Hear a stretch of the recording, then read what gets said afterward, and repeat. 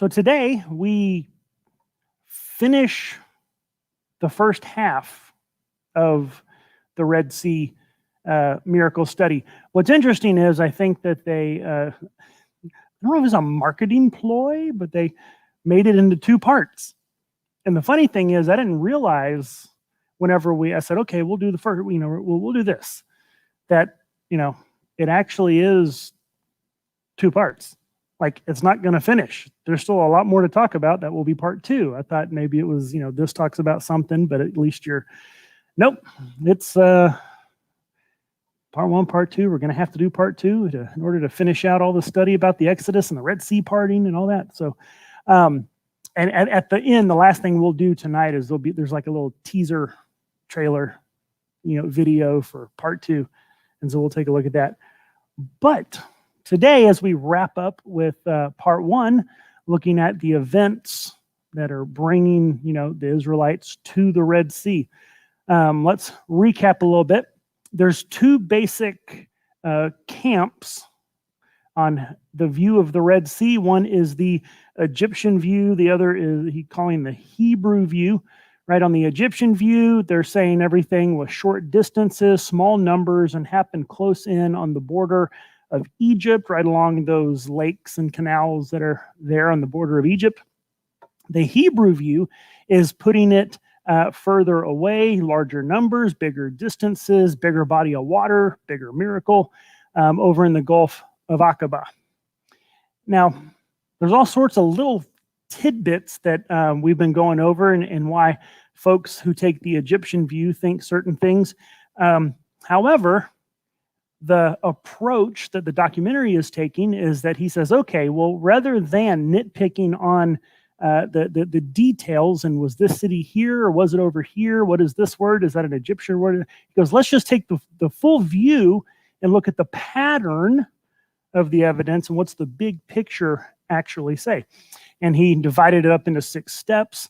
And we have looked at the first 3, right, where the departure was, the direction they were heading, the desert that they crossed.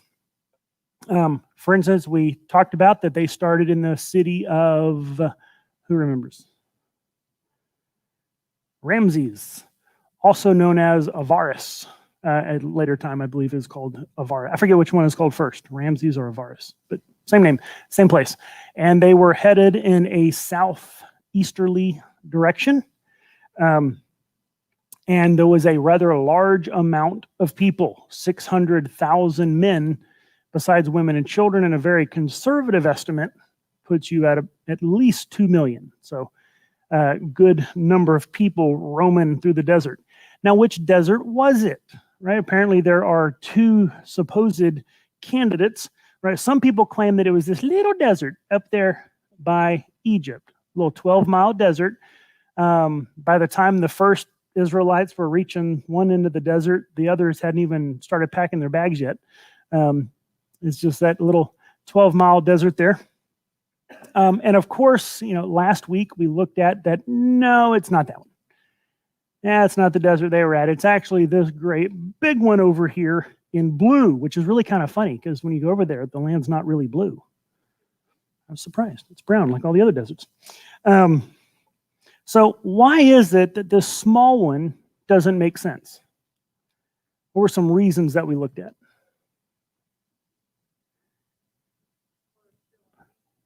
Well, they're still in Egypt, right? That's one of my favorite ones.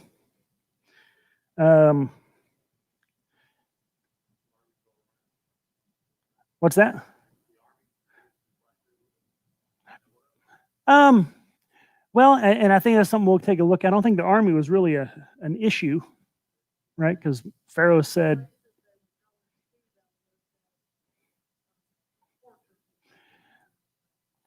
yeah, the one thing is, why would you bother going through it whenever you can very easily just go around it?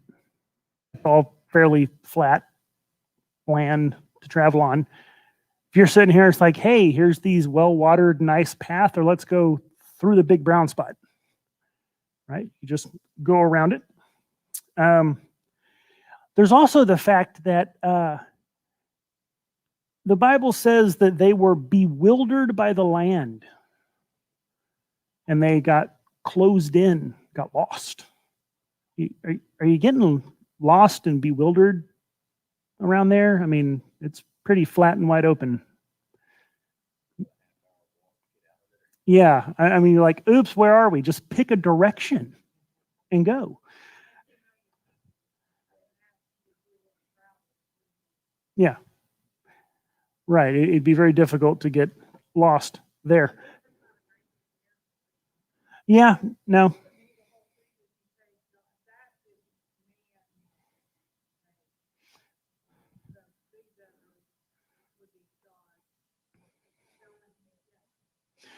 Right.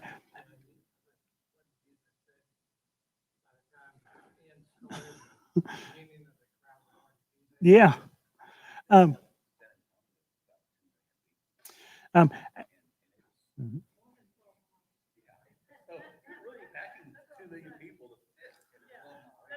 mhm. Right. Yeah. It's just getting lost. However, over there by the Gulf of Aqaba, where it is mountainous with canyons and gorges, hey, it makes sense you could get bewildered by the land over there, that you could make a wrong turn and get lost. Um, so that makes a lot more sense. Then you have the fact that we looked at prior to crossing the Red Sea, right before they cross the Red Sea. What are they doing? They're griping at Moses. Did you bring us out of Egypt into the wilderness to die? Well, they're not out of Egypt on this view. They're still in Egypt. And then after they cross the Red Sea, what do? They celebrate, sing a song. Yay, we've been delivered. God is taking care of the Egyptians. The only problem is the Egyptians are still right there. You didn't really go anywhere. And so, yeah, that's the typical border of Egypt. Whereas on the other view, right, that border of Egypt off over by the Red Sea, oh, that would make sense. You know, you've brought us out of Egypt. They're actually away from Egypt. They're actually in the wilderness. You'd make sense why they would celebrate, because now they have all this great distance and land masses and geographical terrain things and seas, separating them from Egypt. So that makes sense of that.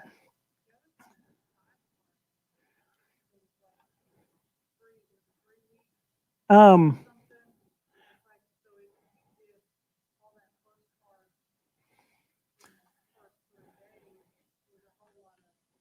right. I forget exactly, and I think he'll actually get into it here a little bit in the video, is exactly how much time. But yeah, the way on the short view, on that little view in the little desert, everything would happen within a couple of days. And then you just have like a whole week of like,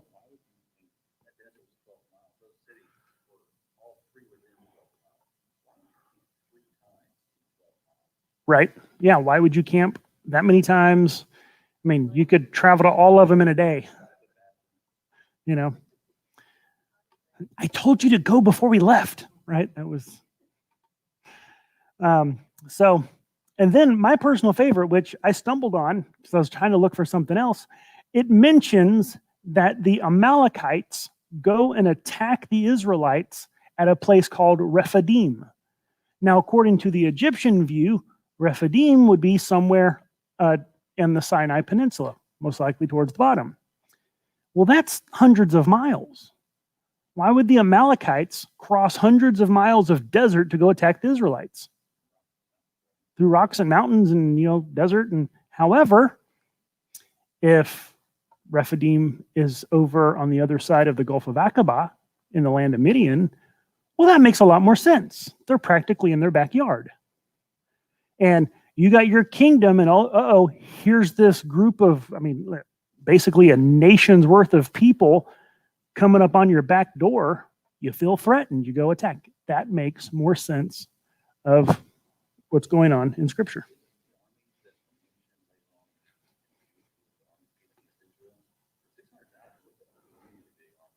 Yes. Right, because whenever it says 600,000 men, I believe it specifically says 600,000 fighting men. And so that's they could field a 600. I mean, they've been slaves, so what do they know about handling weapons? But it's still a whole bunch of people. So you could see why someone would feel threatened, and it makes sense that they'd try to come out and preemptive attack maybe. So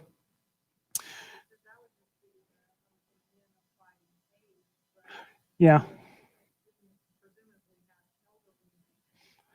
true. True. You'd have the older and the younger. I mean, the 600,000, that's just the fighting age. You would have the old men who couldn't fight and the little boys who couldn't fight. Of course, then the children. So that brings us to that big desert. That's the right one. And that brings us to now the next step, which is a detour. So they're on their way, running from Egypt, and they're heading towards the mountain of God, and they take a detour. So let's see what they have to say about that.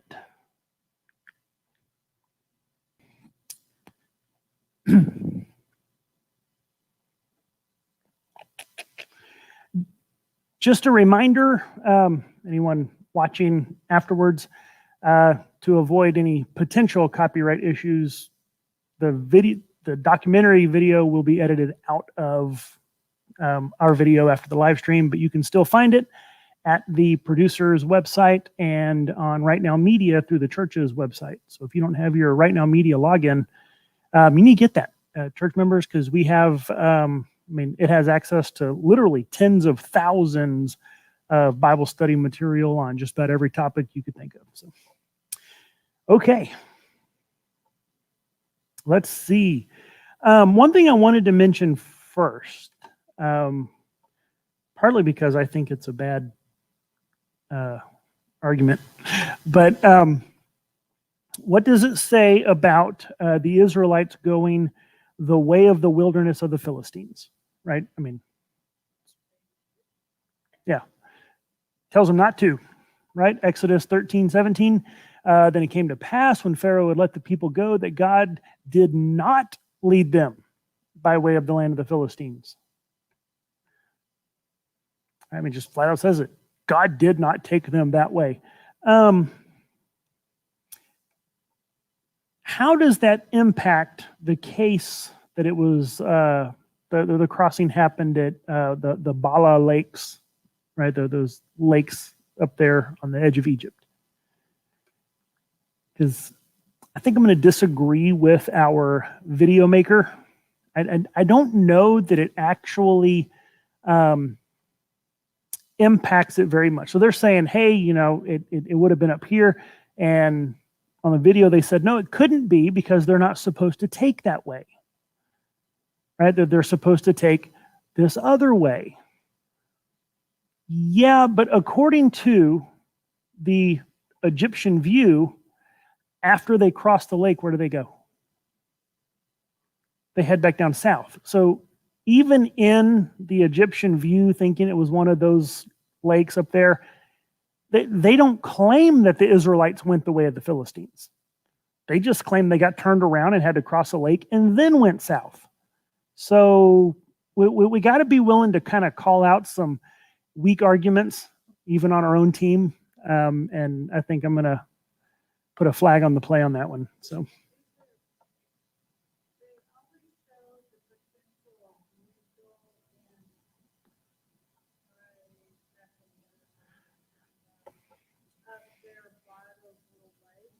Right.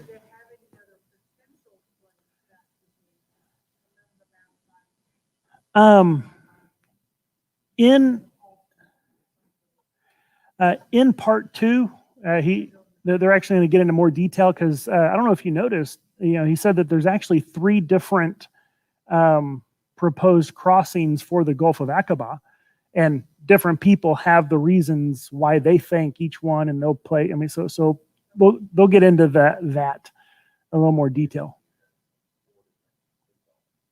Yeah. Well, and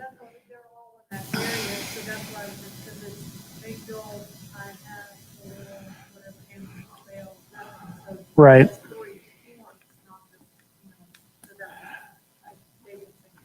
Right. And I don't know if you've noticed through all this, the only place that's been mentioned that people are pretty darn sure they know where it is Soko. That first town they come to, the first place they come. Everyone's pretty sure that is located there at the bottom tip of that wilderness area there. But Fi Harot, Baal Safan, Migdal, big question mark. All these are proposed locations that might fit it. And so.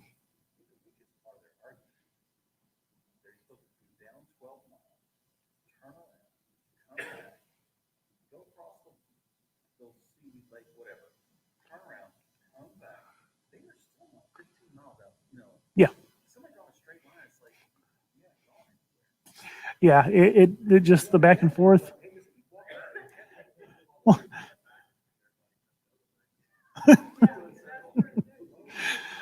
um,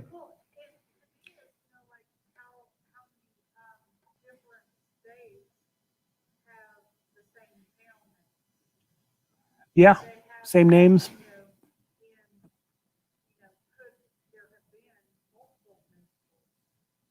Yeah, well, and part of the argument that really get into is that the word Migdal, I mean, there may have actually been a place whose proper name was Migdal, but the word Migdal just generically means a fortress or a tower. Yeah. So, well, and that's one thing that they'll get into in future sessions is it could refer to a geological formation, a towering, rock. It doesn't necessarily have to refer to a fort or a man-made tower, kind of structure.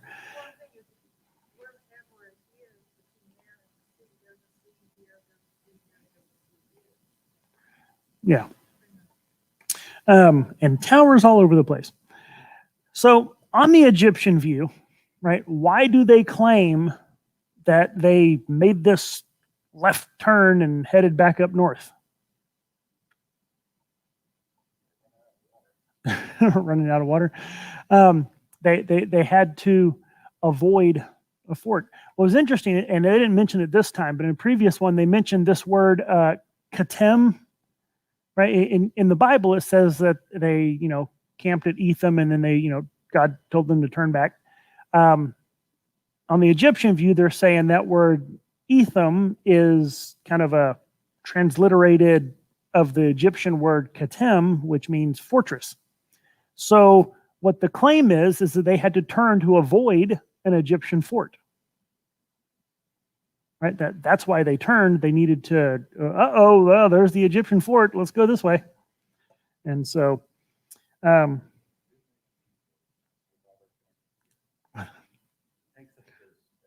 yeah. Well, and you also have to remember on the Egyptian view, they're figuring there's only like 20,000, which is still a lot of people. So now what's wrong with this idea that they had to make a turn? Does it fit the biblical account that they had to avoid Egyptian fort?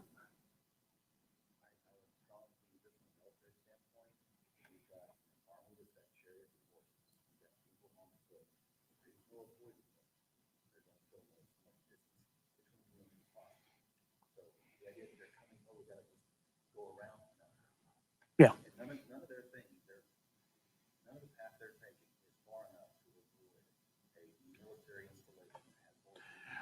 Right. Considering the area we're talking about is like, 15, 20 mile radius, they're coming after you. There's no way to avoid the fort. Also, where did I go? In Exodus 12, this is, it's like, read the Bible. People make such a big issue about this place name, and this is like, read what the Bible says. In Exodus 12:31, it says, and he called for Moses and Aaron by night and said, rise, go out from among my people, both you and the children of Israel. Who do you think the he is there? That's telling them, go. It's Pharaoh. Read the verses right before it. That's Pharaoh. What's he telling them? Go out from among my people. Get out of here. Verse 32, also take your flocks and your herds, as you have said, and be gone. And bless me also. And the Egyptians urged the people that they might send them out of the land in haste. Verse 39, and they baked unleavened cakes of the dough which they had brought out of Egypt, for it was not leavened, because they were driven out of Egypt and could not wait, nor had they prepared provisions for themselves. They didn't even have time to raid the fridge. They were being rushed out. That this wasn't like, oh no, there's the Egyptians, avoid them. The Egyptians are holding the door open, saying, get out. So no, they're not trying to avoid an Egyptian fortress, because those soldiers would be going, they'd probably be helping them. Anyway, we can get you people out of here faster. So, yeah, they're practically getting shoved out the door by the Egyptians. So the idea that they're trying to avoid Egyptian fort, it just doesn't line up with what the Bible says happened. So, yeah, and they loaded them up. They were like, here, just get out. We'll give you silver. We'll give you gold. We'll give you food. Just go. They just wanted them gone. So that is not what happened. Then you have this issue of place names, right? This is what they're making a big stink out of. Hey, look, we think we know where these places are, and they seem to fit right up here around these lakes. However, what did that one guy say about the cities, the locations? When were they? Right? They're talking about where were they? Yeah, that's a pretty big deal, right? Especially those two, Pi-Hathon and Baal-Zephon, which I've always thought was interesting. Though, I mean, I guess they would. Why would they have a temple to Baal in Egypt? He was a Canaanite deity. Yeah, I mean, maybe there were Canaanite peoples.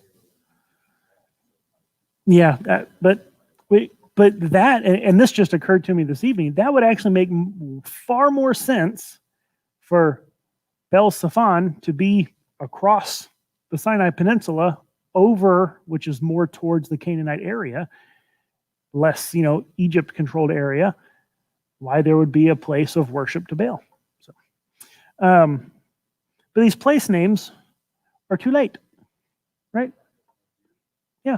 Well, that's one of the things, whenever we talked about, oh man, that was forever ago, Jericho, right? The evidence for the Israelites conquering Jericho, people say, no, it didn't happen. Well, we have evidence that the walls fell down and that there was a fire and that the grain stores weren't touched. And scholars say, yeah, but that was at a different date. So how you date the places really matters for whether or not they actually fit to the events that happen. And if these places weren't there at the time of the Exodus, then they cannot be evidence for the Exodus. So, this next one totally blew my mind. You ever have something that once you see it, it just changes everything and you can't unsee it, and now just everything you're thinking and knowing? The fact that the Gulf of Aqaba isn't even on the maps, even as recent, what would they say, like 1800s? I mean, so even 200 years ago, people were, my whole life, I was told in the maps that were in the back of my Bibles and the things that I was taught in Sunday school, it was the Suez, it's the Gulf of Suez, is what I was told where the crossing happened. And all of that got settled into people's way of thinking because even as much as 200 years ago, the maps did not have the Gulf of Aqaba. And so whenever, 200, 300, 400,000 years ago, when people were saying, well, this is where it happened, they didn't even know that other body of water was over there. And then so now it gets settled into way of thinking that it had to be closer to Egypt, that it had to be one of those bodies of water over there, that it either had to be the Suez Canal for the big miracle or one of the lakes for the little miracles, because that's the only water there was. There wasn't any other water to the east, except now we know there is. So, yeah, that one just kind of blew my mind.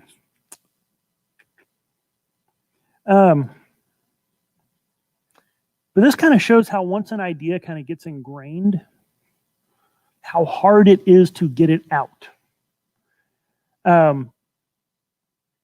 Historians of science will tell you that scientific thinking typically doesn't actually happen based on evidence, but generational change. Right?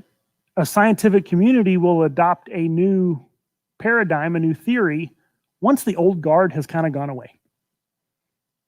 And so, like even, Einstein and his theory of relativity, it was resisted, and it was resisted. Funny, it was resisted because it meant there was a beginning. And they want there to be a beginning. As far as scientists of the time were concerned, the universe had always existed, and if there was a beginning, you need a beginner. And that sounds an awful lot like God, so they don't want that. It didn't actually start getting wide acceptance until more and more people, generational shift, were open to the idea and started accepting it. So that just shows how things can get just entrenched in people's thinking. So how does this impact our thinking today, knowing that?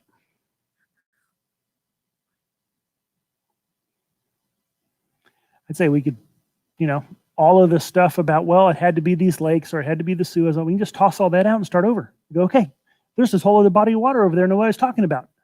Let's actually see if the pieces fit that it could have been this one. And as we've been seeing so far, the pieces seem to fit pretty well. Thought it was interesting, a little bit about Charles Beek, explorer, scholar, geographer, English guy from the 1800s. He actually got famous for work that he did in Egypt, some in India, but especially in Ethiopia. He did a lot of work mapping and geographical work in Ethiopia, and that's what he won the award for. But then because he said, hey, I think Sinai was over here on the other side of Aqaba, and the crossing must have been Gulf of Aqaba, they said, you're nuts, and took his award away. 1800s. He was born in early 1800s. So it would have been mid, I think. I probably would have been having him by then. He knew it was there. But everything had been so entrenched in the idea that it was the Suez or the lakes to the east. And just shows you how entrenched things can get, right? That the experts aren't always right.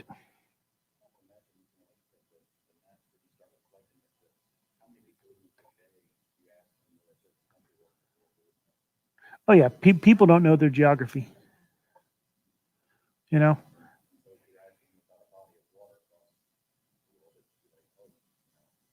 Well, but even, you're talking people who are supposed to know. It's their job to know. The scholars, the, academics, the archaeologists and historians. But it's the kind of thing, it's even to the point where it's okay, they know it's there, but everything else they have, every other textbook, every other map, every other scholar says it wasn't there, it was over here. And so to actually change the thinking would be, you know.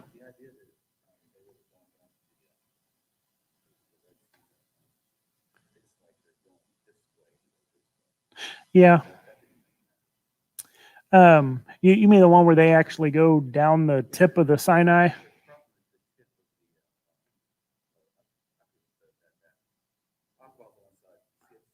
Yeah.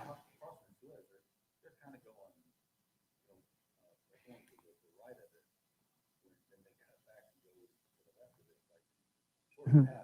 Yeah, just stay left, right? Yeah. Pretend you're driving in England and stick to the left. It's that simple.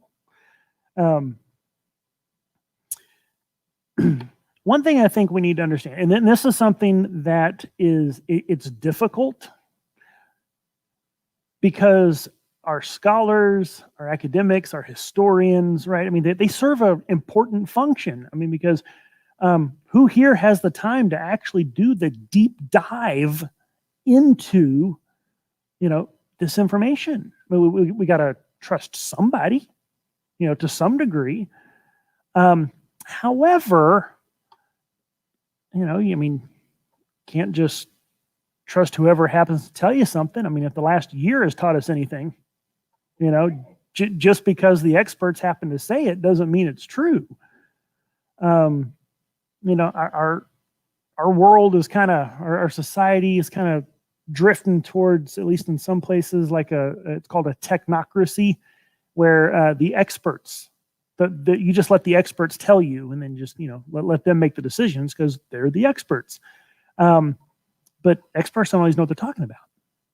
Sometimes they're indoctrinated, they're ingrained, they're biased, they're greedy, and can't always trust them. Like he was saying, there were scholars he talked to that told him, you know what, if that's where you're going with this, I don't want any part of it. I mean, hey, you're a top scholar in your field. I'd like to interview you for this documentary. Nope, not going to do it. Not if that's what you're saying. Why? Even if they personally don't care, they know what it might do to their reputation. So they're not willing. And so, I mean, experts are just as human as the rest of us. However, you got to take it with a grain of salt. As followers of Christ, right? He says, love the Lord your God with all of your heart, all of your mind, all of your soul, and all of your strength. Right? God says to Israel, come, let us reason together. We cannot afford to be a people who don't think. I try my absolute best that whenever I stand up here or I stand in the pulpit and I give you a message, that what I'm teaching is the truth as best as I can figure it out. Doesn't mean I'm always right. I usually am, so you're safe just believing whatever I tell you. But, right, so even me don't believe everything I say just because I say it, right?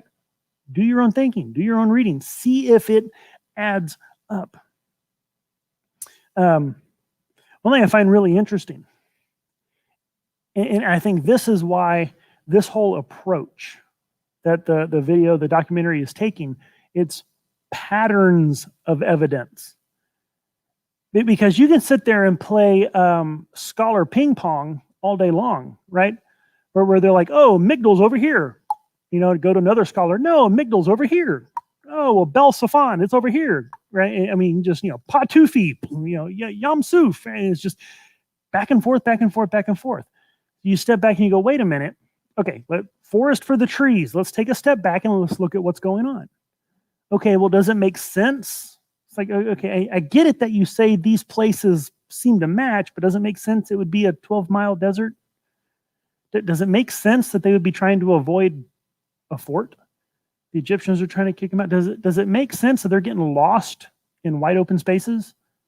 Right? Does it make sense that this is the Red Sea over here, whenever the Bible calls this body of water over here the Red Sea? Right? So you look at the big picture pattern of what actually is going on. Because so often in these things, they're zeroing down on such minute details that they're just so busy looking here, they're missing the big picture of what's going on. But as you back out and you look at the pattern of what the evidence is showing, then you can get a better picture of what's going on. I think we all know what that is. So, in closing, how does knowing what God did at the Red Sea affect your faith, your walk with Christ today?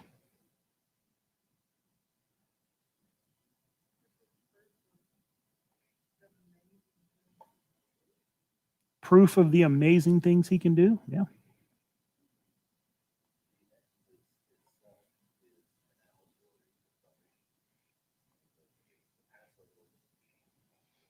Right.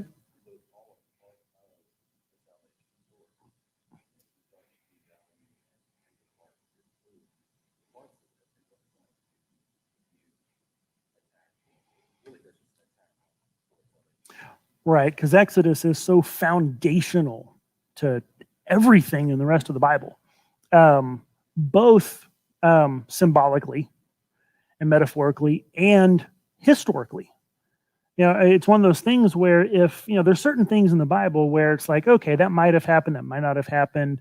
You know, did Jonah really get swallowed by a fish and thrown up in Nineveh? It's like, well, you know, Bible said he did, so I think he probably did. But if he didn't, and that's just a metaphor, right? If Job never actually existed, right, it doesn't shake the foundations of, you know, the faith. But there's certain things that it's like, this is foundational. The Exodus, the idea of God as deliverer, you know, and powerful, and his power over the other gods. Because the plagues, each plague was an attack on an Egyptian deity. He was showing, I am actually the one who is in control over these things. And so, yeah, very important, very good stuff. So, okay. We are a little late, but I wanted to show just a few minutes what's coming up.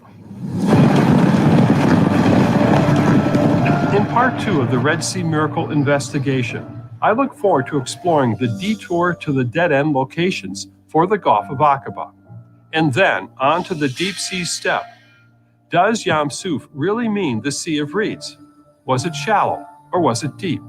And what would the parting of the sea look like in either the Egyptian or the Hebrew approach?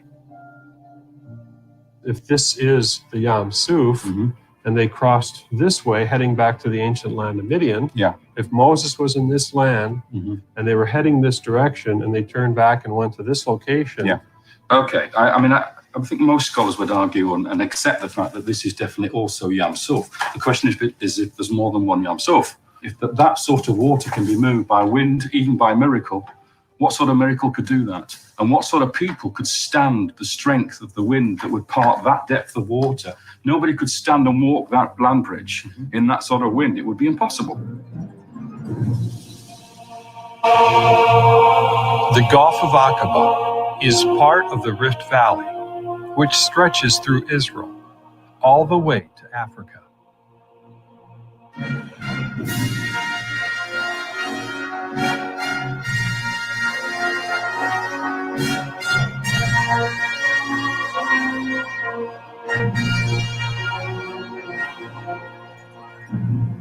The depths of Aqaba reach down thousands of feet to the sea floor. If the Red Sea miracle happened here, it would be bigger than anyone could have imagined.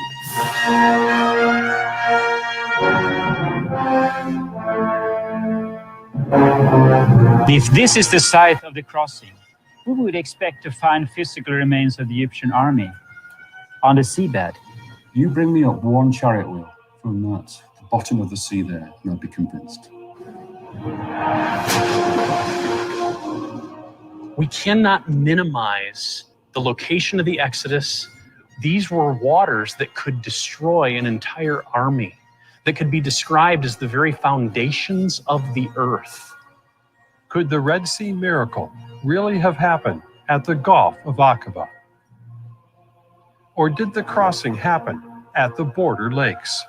I think it is possible to demonstrate from inside the Bible itself that it took place in close proximity to Egypt. I think that's definitive. The Bible tells you it was a natural mechanism. It's explicit. If you had told me that somewhere near the Sinai, wind blows and splits the water, I could find it from there.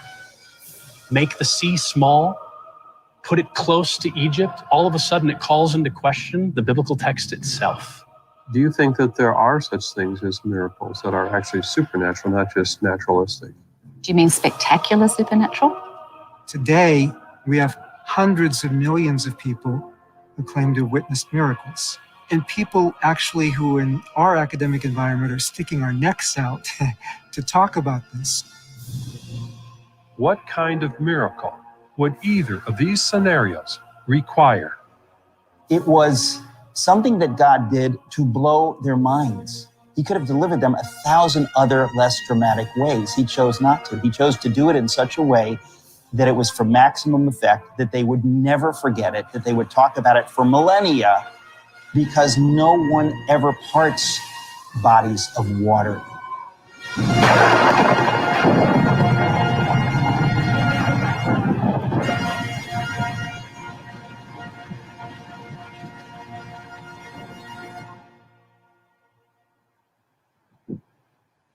I look forward to seeing where the biblical pattern fits best. This investigation has a lot more to uncover.